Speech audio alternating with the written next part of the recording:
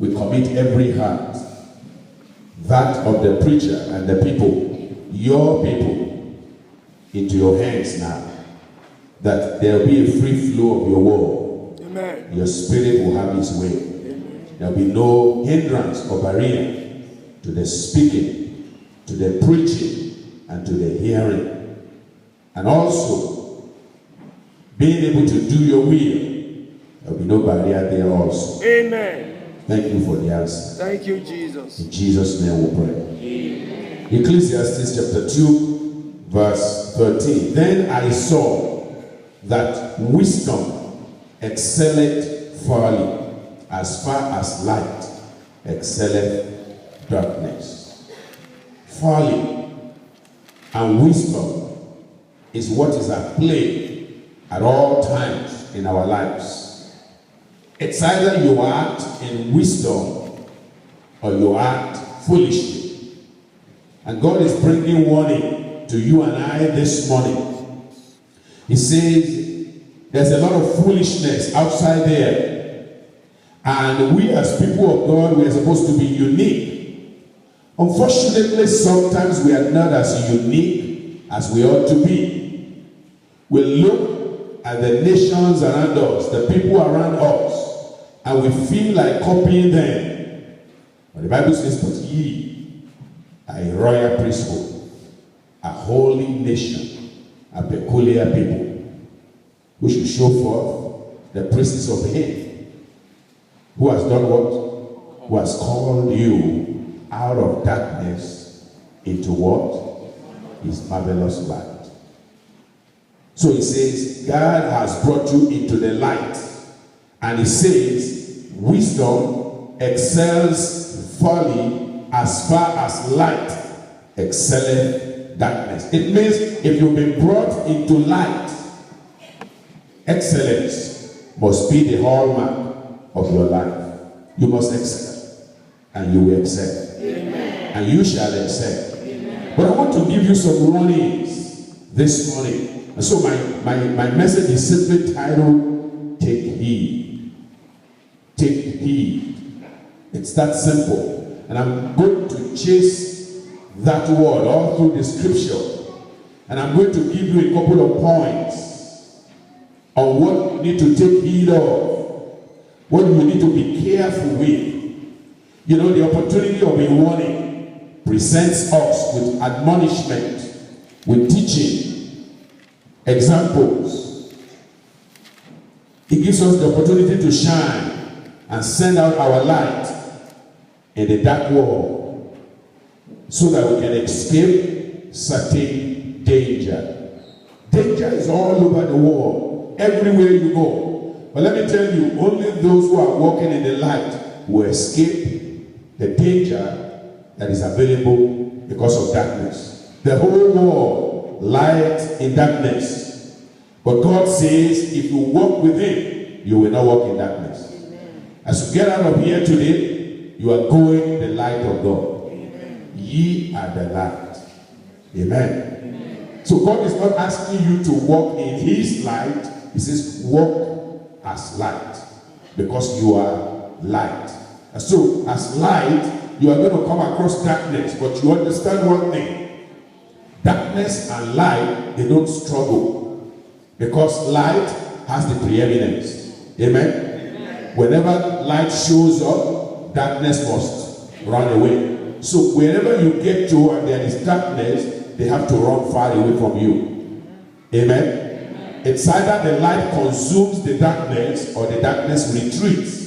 And so you are light, and you will continue to be light in Jesus' name. Amen. The opportunity of a warning may be a timely warning or even an untimely warning are always very good, because they present us, number one, with a problem to avoid.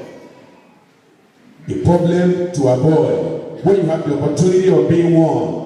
All through this weekend, we've been warned over and over again. The things you should do, the things you should not do. And I'm trusting God that God will give you grace to remember them. Amen. I'm hoping also that our brethren in the electronics had the opportunity of recording some of these sessions, that you can get them and listen to them over and over again. So, timely warning presents us with an opportunity to avoid problems. Number 2, a promise to appropriate.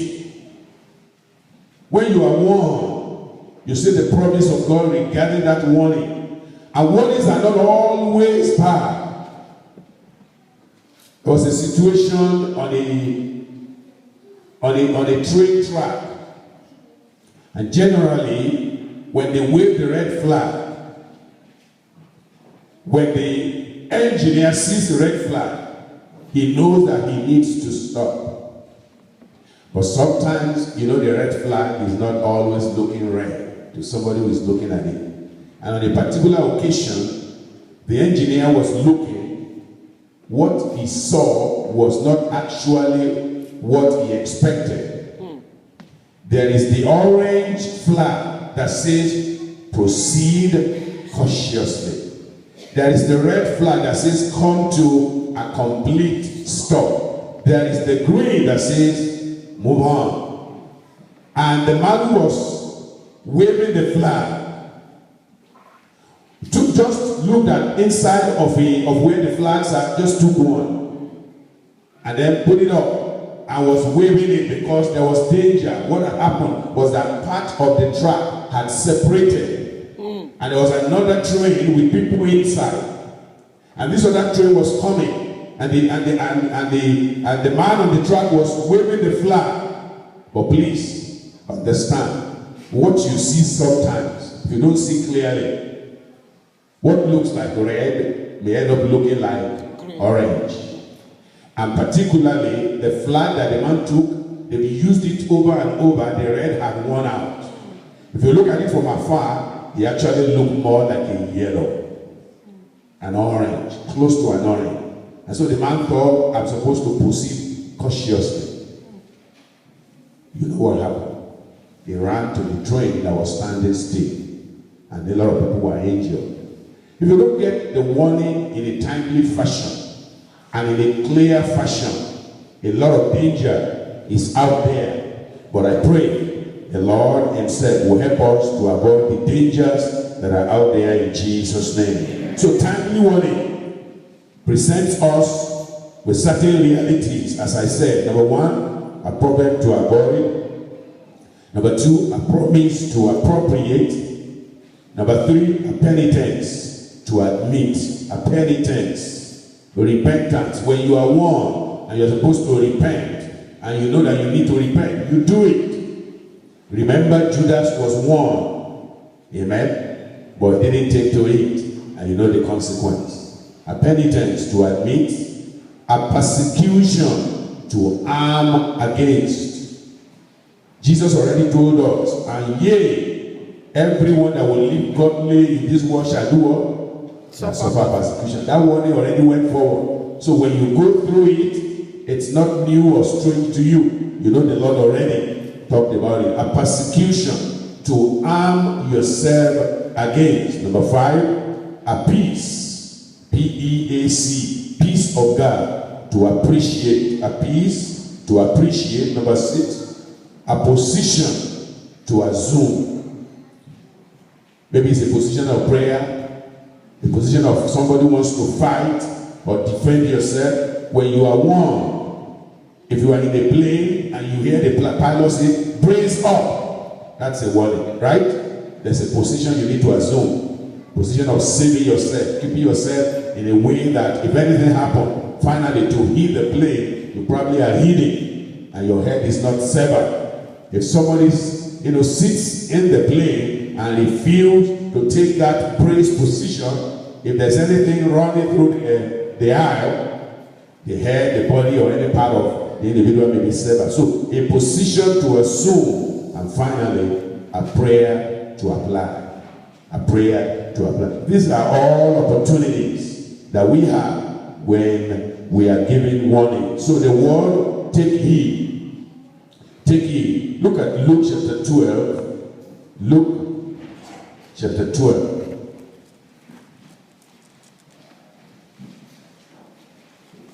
Luke chapter 12, we are going to read from verse 15. Luke 12, 15. Here the Bible says in verse 15, and he said unto them, take heed and beware of covetousness, for a man's life consisteth not in the abundance of the things which he possesses. Take heed. Be careful of covetousness. Be careful of greed. See, there are many people who will not make it to heaven, not because they couldn't be saved, but because they are just things that are distracting to them. They are too tied to the world that those things become gods unto them. And we as believers, we have to be very careful that we don't allow the things of the world to capture our lives. The Lord will help us. So take heed. That word originally, there are several ways we can look at it. It talks about discern. Discern means use your bodily eyes, your physical eyes. But in another way, it can also be said to be discover, which means use your mind's eye. Use your physical eye. Use your mind's eye. All those apply to the word that we are given here. And usually when you hear about take heed, as we read in Luke 12:15, it usually connotes warning. It's also coming from one who loves you. It's coming from somebody who cares about you, who cares about your welfare and is concerned about where you are going to be. And he says, take heed. Jesus Christ here was preaching, and Jesus, there's no one who could love us more than Jesus. He says, take heed, be warned, be careful, be watchful. Don't allow covetousness to ruin a good thing that I've done in your life. And throughout this weekend, I believe the Lord has done great things in our lives. Amen. I didn't hear anyone. Amen. Okay, don't sleep on me now. You know, it's too early to be asleep. Okay, I like a very lively church, and this is one of them. Amen. I said I like a lively church, and this I'm standing before one of those churches. Amen. Praise the Lord. Yes, Chicago Church is a lively church. Amen. And God will keep you alive in Jesus' name. Amen. So Jesus loves us so much that many a times his words come like warning. Warning. But warnings give us problem to avoid, as I said. It also gives us a promise to appropriate. So it's coming from one who loves us. Warnings cannot be put aside, because if you do, you can injure yourself. Warnings continue to ring in the heart of the hearer. They may try to avoid it. They may try to think it's not there, but it's always there. The warning not to get into sin, everyone in life knows about it. Because into every human being God created, there is a conscience that keeps telling you, that's not good. That's not right. Don't do that. That's not going to help you. If you say that thing, then you're going to injure somebody. If you tell her that, if you tell him that, you're going to do something wrong. So, warnings are wonderful things. Warnings communicates danger or deeds that need our attention. Warnings are very, very instructive. It cautions us against something very serious, demanding our attention. And so, I'm going to give you a couple of warnings, and they're going to come with take heed. Take heed. Now, it may be about 3. 3 is good. I may get to 7. Wonderful, as the time permits. But there are some things that are more than 7. There are some things that get to about 10, 20, 15. So I'll go as far as the time permits. Amen. Because I can be here giving you warnings for the rest of the day. But I don't intend to do that. I have a time. And within the time that we have, I'm going to show you in the scripture the warnings of the Lord. And by the grace of God, the Lord will bless us in Jesus' name. I started by talking about folly and wisdom, which is very, very important to you and to me. We have to be wise. In all that we do, we must be wise. We must hold on to the wisdom of God. Proverbs chapter 5, verse 23, before I get to the issue of the take heed. Let's look at Proverbs 5. Proverbs 5. I'm reading from verse 23, the very last verse of chapter 5. He shall die without instruction, and the greatness of his folly he shall go astray. If a man doesn't have good warning, if he has no one telling him what to do, the scripture says he will die in that folly, in that foolishness. And then he goes on that in the greatness of his folly he will go astray. I pray you will not go astray. Amen. I pray none of us will go astray. Amen. That's why warnings are very good, very important, very instructive to you and unto me. Chapter 15 of the book of Proverbs, just putting it in perspective. Look at verse 21. Folly is joy to him that is destitute of wisdom. Did you see that? Foolishness in the hearts of people. Foolishness concerning the word of God. You take the word of God, you joke about it. You know, all the warnings we've been giving all through this weekend. You know, you look at it and say, we have had that before. Well, what have you done about what you have? And what are you going to do about what you've had already?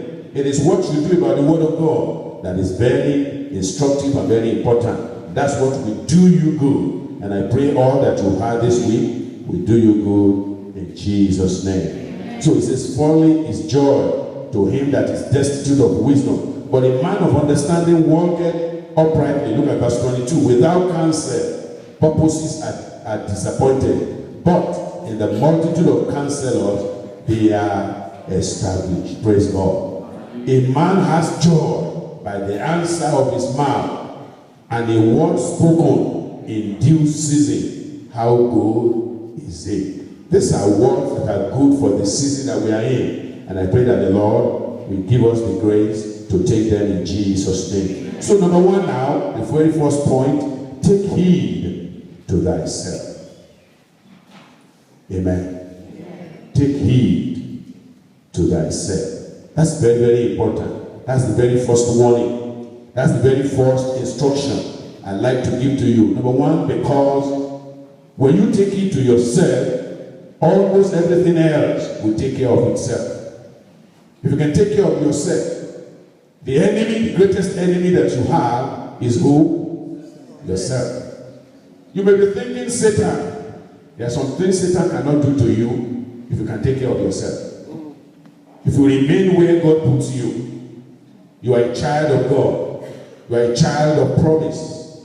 There's a law that God has invested in you. His power is in you. Yesterday we talked about God anointing us and ordaining us with honor and glory.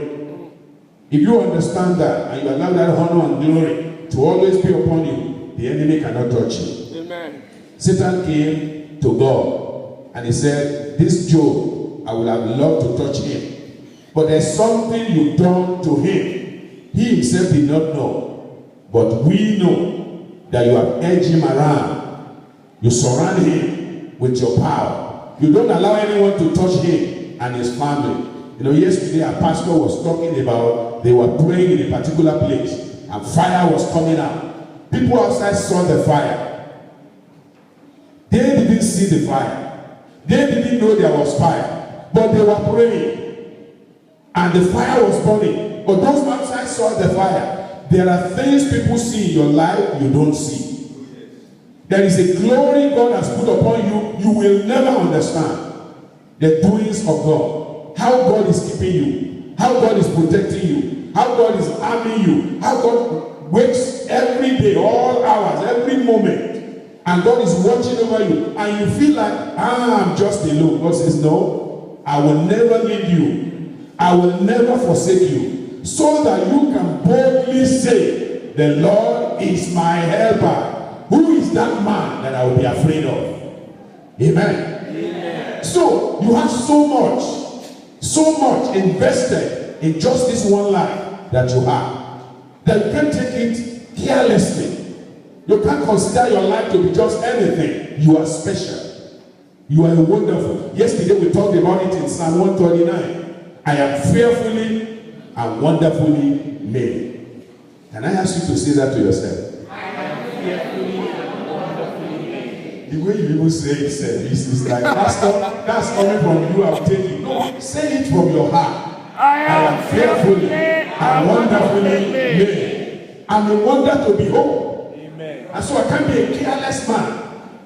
I can't be a careless person. I can't be a careless preacher. I am a limitless preacher. I'm a limitless child of God. I cannot be limited. I have great promises that God has given to me. And I cannot just allow the enemy to tamper with that. I'm special to God. And so the enemy cannot just walk into my life and do whatever he wants. So number one, take heed to thyself, to who you are. Look at what he says in 1 Timothy chapter 4, verse 16. 1 Timothy chapter 4. Here was Paul talking to his son in Christ.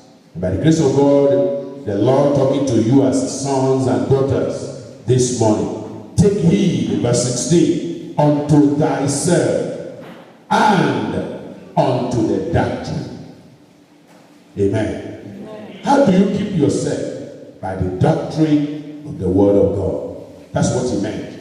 Take heed to thyself. You know, there are many people who say, I know my mind. I'll never go wrong. I am okay. I will think right and I will do what is right. And they don't have God in their equation.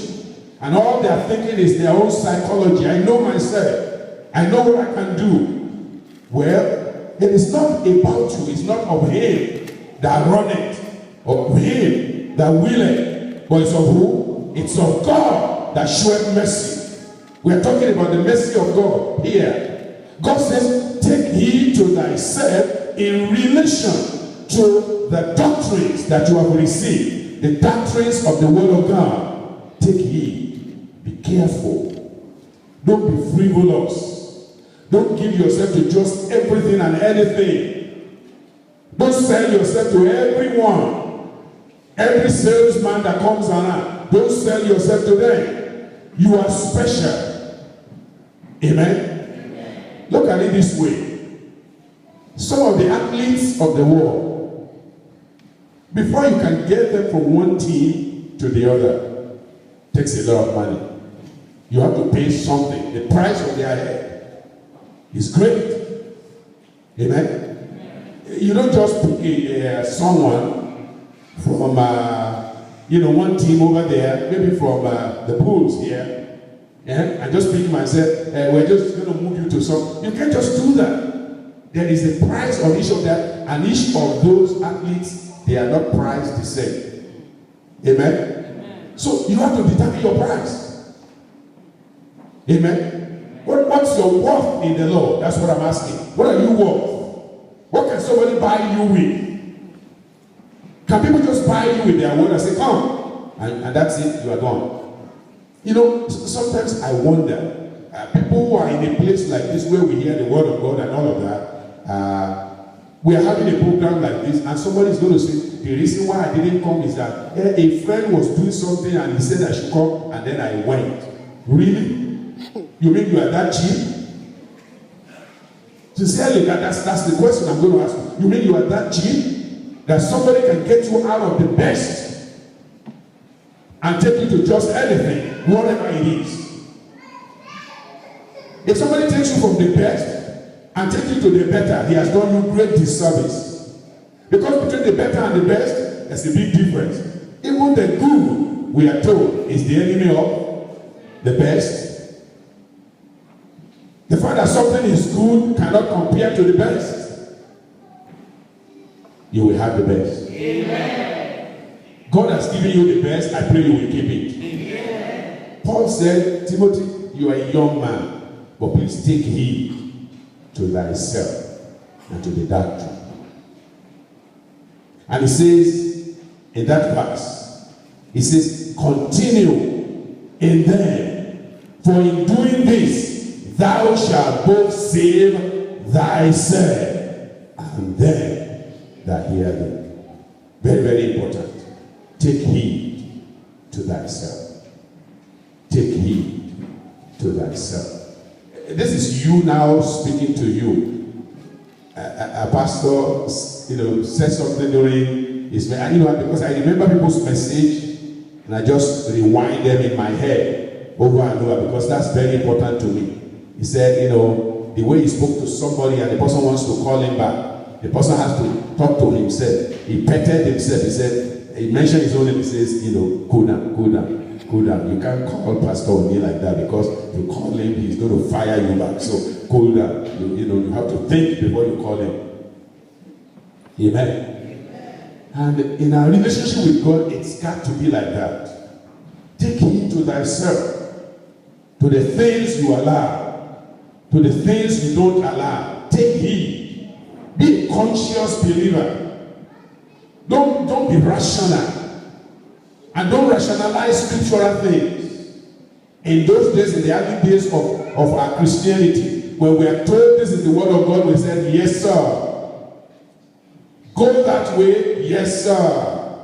Everybody move out of that seat and come over here, yes, sir. One of the best things I love about the church, the very first time I walked to this church in 1982. Now, I'm not that old in the church, so don't start getting ideas. I'm very, very young in the church, but I'm just talking about the very first time I came in as an unbeliever. The very first time I ever stepped into a Deeper Life Bible church was 1982. A friend, my brother-in-law actually, invited us and we went with him.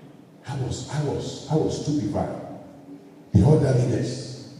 I mean, the way things were so organized. I said, wow, is this a church or something else? It's too good to be true. I was really taken by what I saw. And that impression never left me.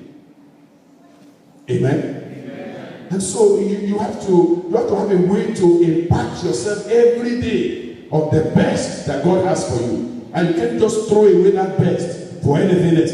Take heed to thyself and to the doctrine. Continue in them. One of the greatest problems of believers is continuity. There are places where we stood in the earlier part of our Christian life and we have shifted position now and we are somewhere else. And God says, take heed. Because if you move far away from that right path, you may get into danger. Take heed. The Lord will help us. Amen. The Lord will assist us. So take heed to thyself. Look at Exodus 19 because it's not just in the New Testament, it's all through the scripture. I don't have time to read a lot, but I just give you one or two passages in all of these things. And probably even give you some other passages you can read when you get home. Exodus 19. Look at God's instruction. Exodus 19 verse 12.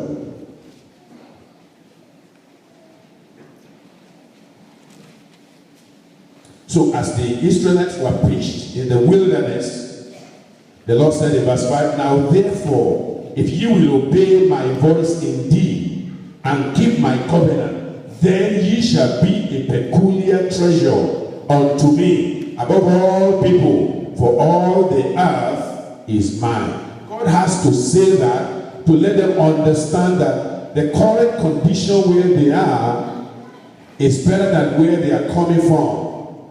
It looks like it's a wilderness. They don't possess much, but they possess a lot. Amen? It looks like you don't have anything in the wilderness, but you have a lot. In the wilderness, God was there with them. In the wilderness, God provided for their need. In the wilderness, they never lacked one day. Water, food, meat, drink, presence of God, protection, they lacked nothing. God was there. But to them, when they look at themselves in the wilderness, we have nothing. We're just coming out of captivity. We're coming into the wilderness. God has not gotten us to the promised land. So we have nothing. And God says you have a lot. Brothers and sisters, can I tell you this morning, you have a lot. Yeah. I said you have a lot. Amen. There's a lot of treasure reserved for you that you have not seen. There are things God has for you that if your eyes are open to see it will totally blow your mind. Maybe that's why the scripture says, eyes have not seen, ears have not heard what God reserved for those who love Him. God loves you. Amen. So take heed to thyself and be very careful. So God says, look at all that I have. Look at all the treasure. But haven't told them that. In that same passage, now look at verse 12 of that same Exodus 19. Now he told them, he says in verse 12, and thou shalt set bounds unto the people round about, saying, take heed to yourselves, that ye go not up into the mount, or touch the border of it. Whosoever toucheth the mount shall be surely put to death. And the multitude of the blessings that God has given unto us, He is saying there is a boundary that we must not cross. And in your life, listen, my brothers and sisters, there is a boundary you must never cross. Amen. There's a boundary you will never cross. If you cross that boundary, it may be difficult for you to cross back. And it's not just because you don't like to cross back, your enemy may block the way for you never to come back until you die on the other side. My prayer is you will not die on the other side. Amen. I said you will not die on the other side. Because on the other side there's nothing good there. The side of God is the best. And God says, don't cross to the other side. Because here He tells them very clearly, tell the people, go not. There are places you shouldn't go. Touch not. There are things you shouldn't touch. Because if you go there, if you touch it, it can spell great danger. So number one, take heed to thyself and to the doctrine, and the Lord will help you. Amen. Apply restraint in everything that you do. Let there be a restraint in your spirit, restraint in your life.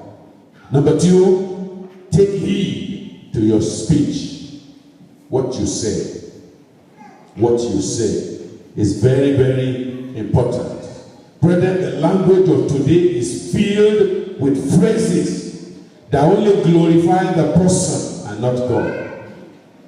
The language of today, we are coached educationally, we are coached in our careers on how to speak about ourselves and exclude God. So take heed to thy speech and be careful of what you say.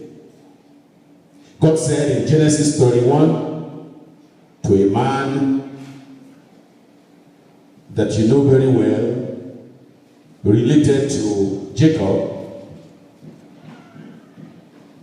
Genesis 31 verse 24. And God came to Laban the Syrian in a dream by night and said unto him, take heed that thou speak not to Jacob, either good or bad.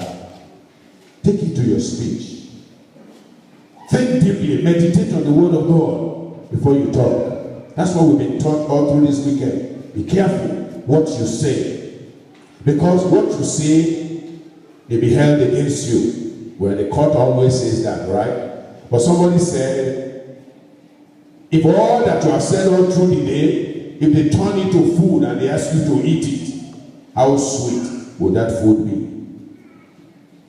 Or how happy will you be to want to eat that food? If all that you said in the process of a day becomes your dinner and you have to eat it, and listen, even though that looks like an analogy, in reality actually, the multitude of what you said in your life becomes your dinner, really. So to speak. Yes. Because that word becomes the judge, becomes what will face you at the end. Amen? Amen. So take heed to your speech. Be careful of thy statements. Remember what Rachel said, I am weary of my life. Never say that about yourself. Run away from those negatives. that don't glorify God. Men as parents, I think that's so easy for us. We are so concerned. We love our children so much. When something happens, we say something before we think.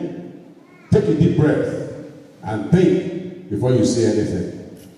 Because really, if you are asked to eat what you said, will you want to eat it? If those things have to come to pass, how will you feel? Take heed to thy statements. So God told Laban, don't speak either good or bad to Jacob. You may know that Jacob was a supplanter. You knew that Jacob came to you and he was a bad guy. And he told you all the story of the bad thing. But listen, God is in the process of changing Jacob. Praise God. I said God is processing the life of Jacob. And listen, by the time you meet Jacob, I will have even finished processing him and point him to where I want him to go. So be very careful. Amen. Be very careful what you are going to say to him. And you look at your son, you look at your daughter, you look at your brother, look at his sister, and you are saying, this brother is, before you proceed from there, think very well. Take it to thy speech. Take it to thy statement. Take it to thy word. The Lord will help us. I said the Lord will help us. So be careful of what you say. Psalm 39. Let's read that. Psalm 3:9.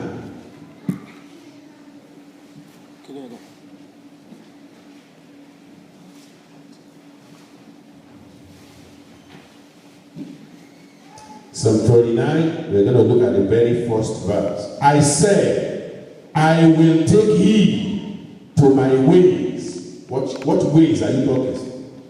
Psalmist, that I sin not with my tongue. I will keep my mouth with a bridle while the wicked is before me. Praise God.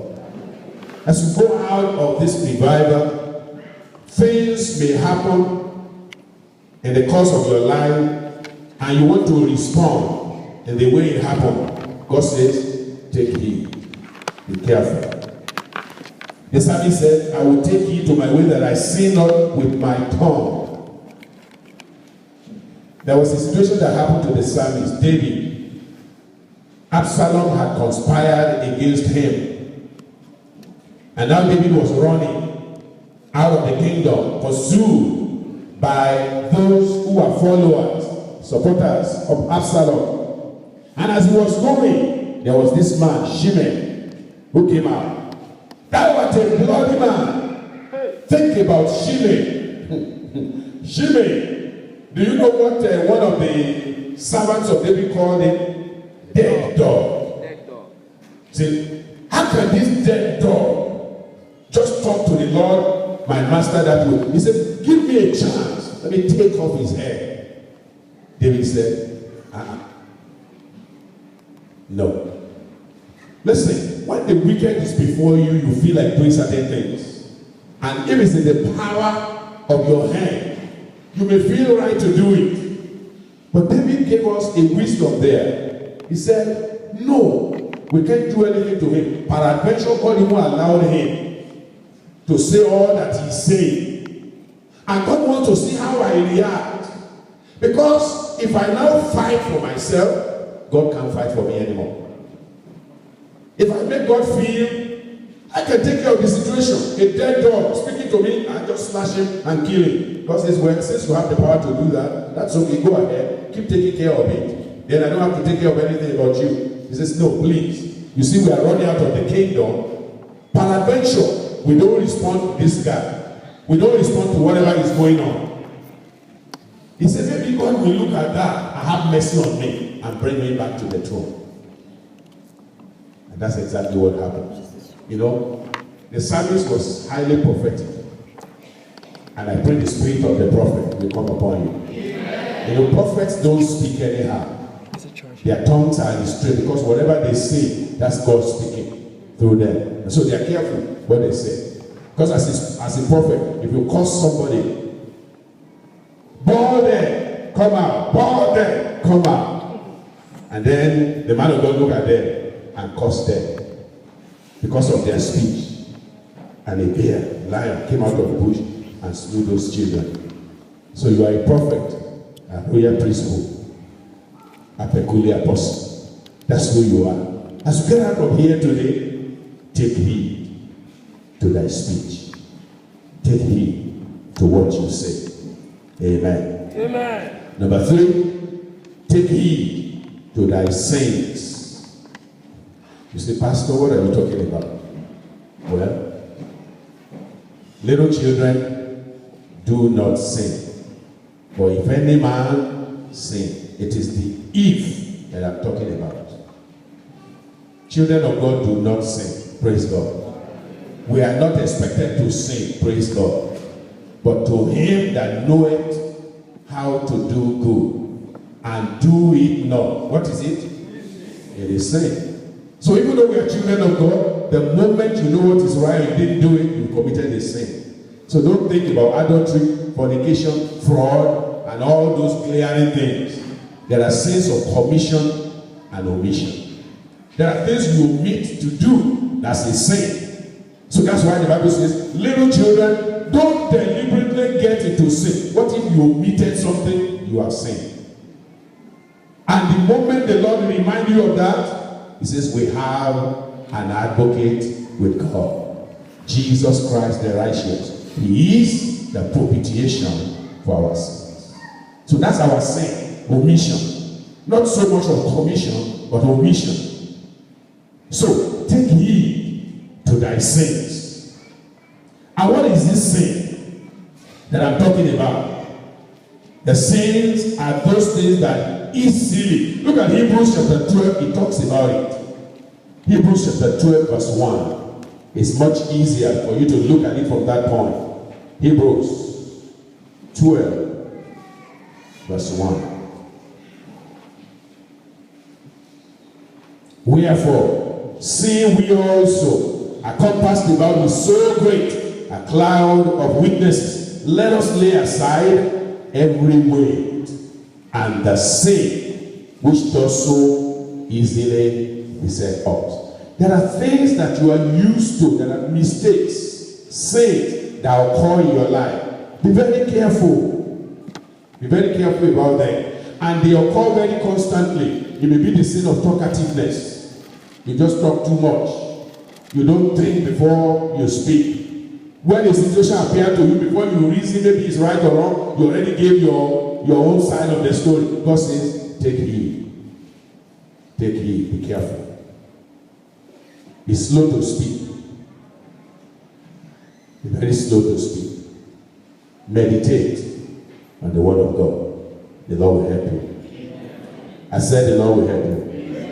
In the name of Jesus. So take heed to thy sins. To thy sins. To thy sins. You know the story of a man always come to mind. And you know this story very well in scripture. It's the story of the people in Sodom.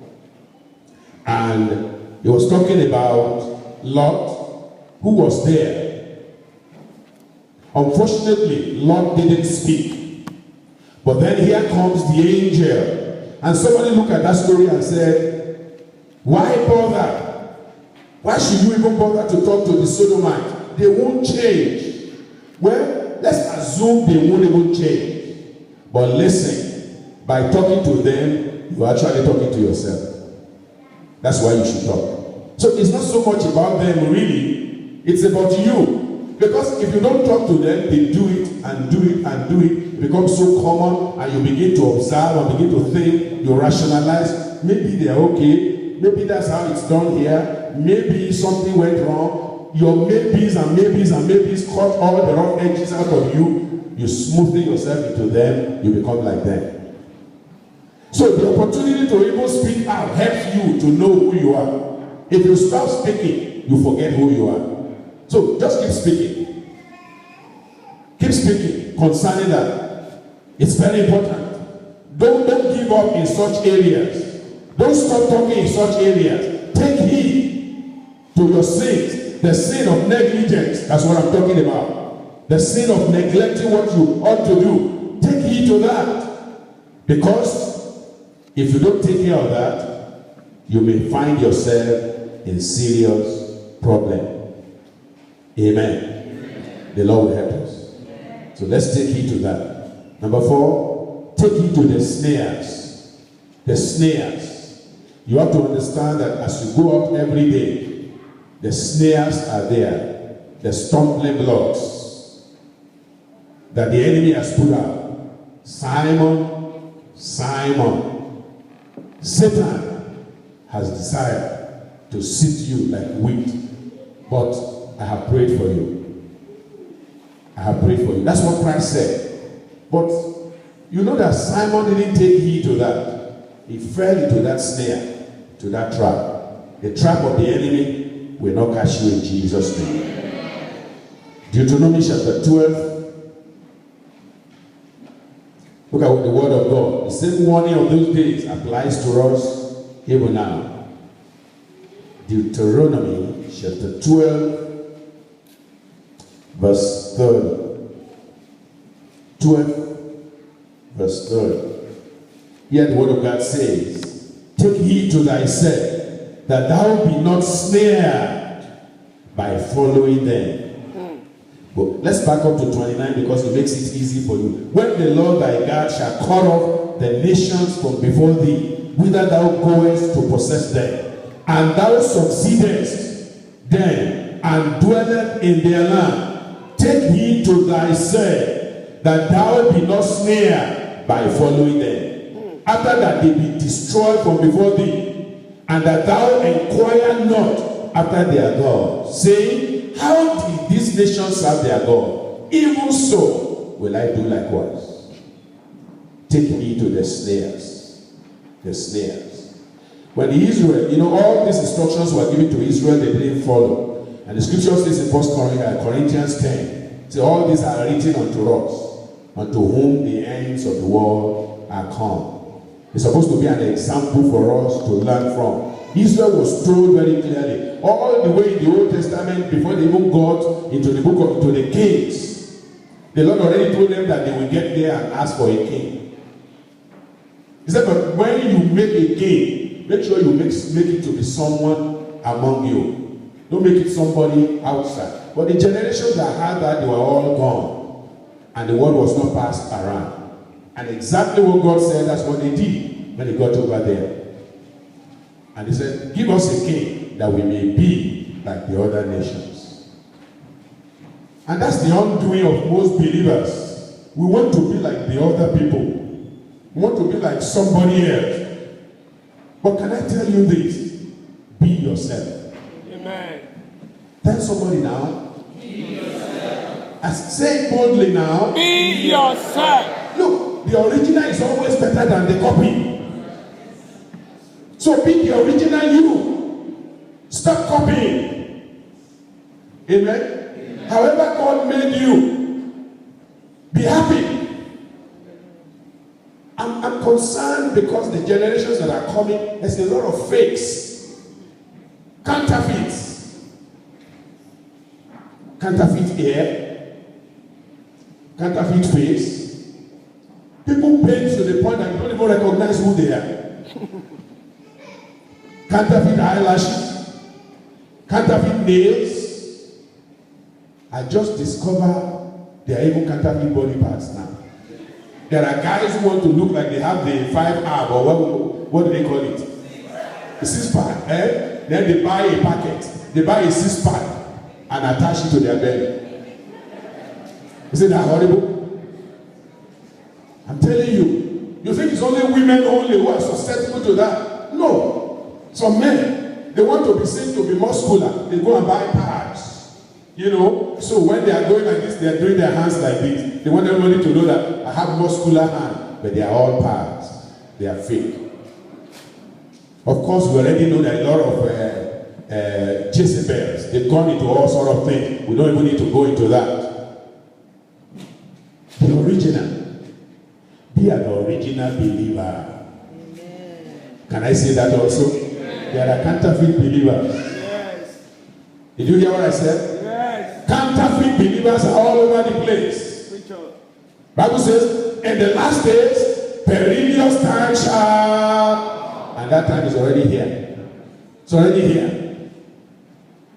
You see somebody outside, between it, they are worse than a Jezebel. Praise the Lord. Whose God are you praising? The God of Jezebel? You can't tell me, it does not matter what you say. You can't totally excuse your outside.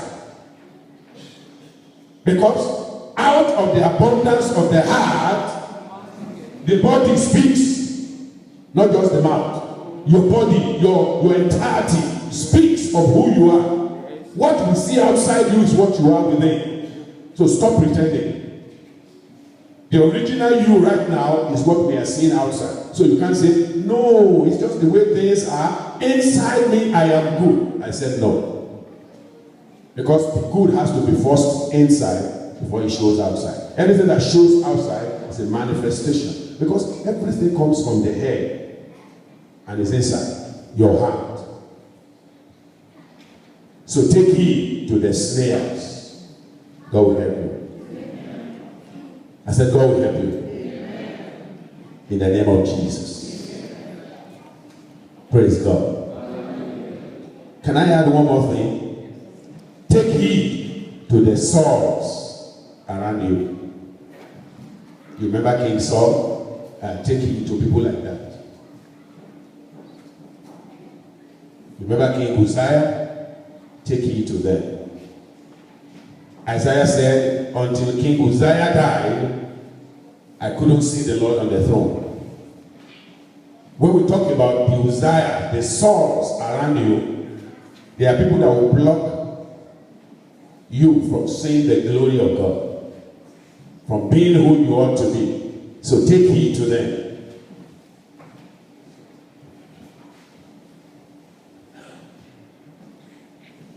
Take heed to them. Take it to the Saul. And the Saul in your life may be your father, may be your mother who refused to follow the way of the Lord. And you feel you are inclined to follow them. Let me give you this story, you probably know it. I will read the passage for Samuel 19:2. We can say this to Jonathan, but we are saying it to ourselves. For Samuel 19. Take it to the Saul. The Saul, or even your source. Maybe we'll put it that way. Saul was the source of Jonathan. He was the one who gave back. King Saul gave back to Jonathan. And Jonathan was making effort to accept the will of God. But Saul would not allow him. Saul would do everything. Every time Jonathan wants to do right. Look at what the Bible says. And Saul said to Jonathan his son and to all his servants that they should do what? They should kill David. I don't even know what to say about that. That's serious. You call your own children and you are giving them instruction that you know is going to destroy them. And there are parents like that. You instruct your children against somebody. Maybe you are even in the church. I say, God forbid. I say, God forbid. I hope there's nobody here like that. That you are instructing your children how to hate somebody, how to kill somebody. Listen, the consequence of that is terrible. Learn from Jonathan. Let me show it to you. Saul spake to Jonathan and his son and to all his servants that they should kill David. But Jonathan, Saul's son, delighted much in David. And Jonathan told David, saying, Saul my father seeketh to kill thee. Now therefore I pray thee, take heed to thyself until the morning, and abide in a secret place, and hide thyself. But listen, Jonathan warned David, and David could escape, but Jonathan didn't warn himself. Because at the end of the day, Jonathan knew that God had abandoned Saul. And that God has moved on to David. And he was even telling David, he said, David, I know you are going to be the king. And and I'm going to be your deputy. Good talk, good word. But Jonathan never got there. Because Jonathan was always found around Saul, his father. Jonathan loved the park of office. Jonathan learned to identify my father is still on the throne. We are enjoying so much. Whatever it is that he still has before he leaves, we can enjoy. You try and enjoy with King Saul, you die with King Saul. That's what happened to Jonathan. He died with King Saul. So take heed to your Saul. Whoever is Saul to you, be careful. You may be somebody who provides, gives you stuff, and when they are going to make a decision in their life, they take you along. I'm not sure if I said this here yesterday, but I'll say it again. I have a brother in the Lord that I respected very much, and situations came into his life in the church, in Deeper Life here, not in the US, but in Nigeria. He was a very fervent brother, but unfortunately some situations happened, and in the family that things were really not going well. And he expected a lot of assistance from the church. And the church assisted as much as they can. But there was still issues that needed to be addressed. And the brother expected that the church should have come up more. And they didn't come up. But here comes a Saul in the church. The Saul came to the brother and said, you know, we've told you before, these leaders, they will never help. What is it that you people need? Let us know. We are here for you. We will help you. And so the Sauls gathered around him, helped him, gave him money, gave him everything, but they had a trap. After a while, and they have helped and helped, then they came to him, they said, we are leaving. So you need to go with us. And it was very difficult for this brother to say no. Because these individuals have invested so much into his life. Saying no for him, maybe, will have meant betrayal. And listen, many a time when people like that will bring their story, they will tweak it in a way that you are sympathetic to them. Sure. They will tell you that they've been hurt, they've been whatever. They will say all sort of things. They will paint the leader black and paint themselves white, clean, pure. They never make mistake. It's always the leaders. And we leaders do make mistakes. Don't get me wrong. Praise God. We are human beings. We can make mistakes, and we are open to probably, if I do something that you don't like, come to me, tell me. If I think I'm wrong, I will apologize.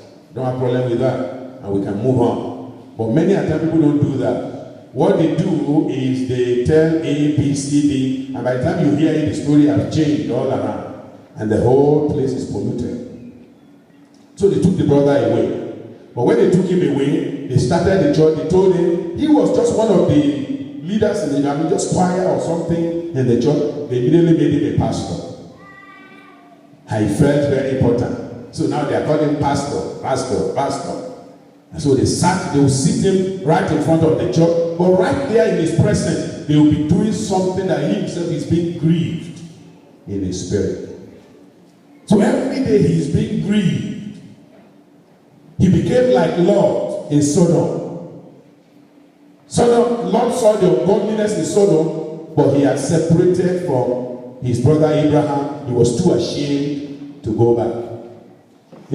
As I was reading the story of Lot, I thought to myself, you were captured, Lot. Abraham and everybody came to get you. Isn't that a good time to say, brother, I did wrong. I think we're going to come back home. Lot didn't do that. He still stayed over there until he lost everything. The person I tell you now, this individual that they took away, he's lost everything. Lost his dignity, lost everything. He doesn't even, he himself says, I don't even know what the future holds. Totally destroyed. And this was somebody who would have been better if he had remained. Can I give you a counsel? Whatever the situation is, stay where you are. You are better off. I said you are better off. Amen. So take heed. Take heed. Take heed. The Lord will help you. Amen. I said the Lord will help you. Amen. Maybe I can join to that to say take heed to your support system. Your support system and your sustenance. Take heed to them. When the support system is ungodly, you will become ungodly. The people support you with the wages of unrighteousness, you will become unrighteous. Take heed to your support system. You remember the story of this man in Luke chapter 12, you can write it down just for time. The Bible says in verse 17, and he thought within himself, saying, what shall I do, because I have no room where to bestow my fruit? That man's support system was so rooted in the earth that he had no vision of heaven. And he was too tied to the earthly support system that he had no God in his reckoning. Don't allow your support system, the things that keep you happy and joyful, don't make it the things of the world. Set your focus on heaven. Set your focus on God. And God will give you the grace. Amen. I said God will give you the grace. Amen. To hold on to that support system in it. You know, remember Luke chapter 12, 24, God says, consider the ravens. They neither sow nor reap, which neither have storehouse nor barn. And God feedeth them. How much more are ye better than the fowls? Say, I am better than the fowls. I'm better than the raven. God will take care of me. God will provide for me. God will give all that I need. It shall be so in Jesus' name. God will supply your need. In fact, that should be part of your confession. But my God shall supply all my needs according how? To his riches in glory by Christ Jesus. God will supply all my needs. I love the passage in the Philippians. He says, be careful for nothing, but in everything by prayer and supplication with thanksgiving. Let your requests be made known unto God. And then the very next verse says, and the peace of God that passes all understanding shall flood your heart in Christ Jesus. Amen. Be careful for nothing. Be careful. Don't get riled up by what you need or what you don't need. Keep yourself in the love of God, and the grace of God will keep you in Jesus' name. Let me give you one last one. Maybe the Lord wants us to end in number 7, and then we pray because of our time. Take heed to the sons of Zeruiah. Amen. Do you know who they are? These were the people that supported David. They were around David, but listen, they were not helping David. Rather, they were ready to put David in trouble. We're going to read some passages that will help you. 2 Samuel. 2 Samuel. 2 Samuel. We're just going to end at this. There are a whole lot of other things I can tell you, but I think I just end in number 7 for our time's sake. 2 Samuel chapter 3. Let's read verse 39. 2 Samuel 3, verse 39. And I am this day weak, though anointed king. And these men, the sons of Zeruiah, be too hard for me. The Lord shall reward the doer of evil according to his wickedness. Be careful and take heed to the sons of Zeruiah. The sons of Zeruiah, there are a couple of them. Abner, the army commander, is one of them. I'm sorry, Joab, the army commander, is one of them. And there are a couple of them that surrounded David. But listen, these guys, all they pretend was problem for David. Joab never respected David. Joab was too much, he was the army commander. He was too much by himself. He would not listen to anything. In fact, at one particular point, there was a war going on. And having captured the land, he called back to David. He said, David, okay, you need to come now and take over this place so that everybody will know that you win it, so that they will not say, I am the one who is doing the work. They will not say, I am the one who won the city. So you come, David. Sons of Zeruiah, they just call on David anyhow. David is the leader of the land. David is the one in charge. But the sons of Zeruiah had no respect for David. And Joab was the army commander. And Abner was the army commander of Saul's side. So after Abner defected, And he came and he said, God already said the kingdom belonged to David. I'm going to bring the rest of Israel back to David. And then Abner came, spoke with David. And for one reason or the other, Joab was not around when the discussion took place. And David was very peaceful. He said, you know what? Whatever happened in the time past is gone. Let's bring the whole nation together. Let's all be one. Let's forget about that. And then here comes in Joab, the army commander. And then the Olofofos around, the talkatives. Joab, do you know what happened? Abner was here. Abner, the old garrison commander. He was here. And you know what happened? David received him peacefully. David did not do anything. David even said, he commended him and did all of this. So, and then Joab heard that. And Joab felt threatened. Because in Joab's mind, possibilities are that this new army commander will take over. Number two, there was something that actually happened. Abner had also killed one of the brothers of Joab in the war that happened between Saul and David. And the spirit of revenge was springing up in Joab and all his brothers, and he said, we're going to deal with that Abner. And here comes Abner with a free mind. Let's reconcile. Let everything be okay. And David reconciled. And as Abner was going, Joab came. Joab said, call him back. I need to talk. And he didn't let David know. And the man had a dagger behind him. And then when he was speaking to Abner, he put a knife out and killed Abner. And David said, these sons of Zeruiah is their father. They are too strong for me. I can't handle them. Pastors, leaders in the church, there are sons of Zeruiah around you. You are a leader, but around those people is that you are nobody. They are in charge. Joab was in charge. He was the commander. He was the one that fights the battle. He was the one that the whole nation knew as the general. But David said, these sons of Zeruiah, they are too hard for me. But thank God for David. He didn't think about using his authority as the king to go against the sons of Zeruiah. He just says, God, you know how to reward the wicked man for his wickedness. I can't do anything in this, but the whole nation knows that I am clean from the blood of Abner. The sons of Zeruiah. I will leave you with that. That as you go, there are people that surround you, and they want to move you to the wrong direction. You are trying to make peace. They say, which peace?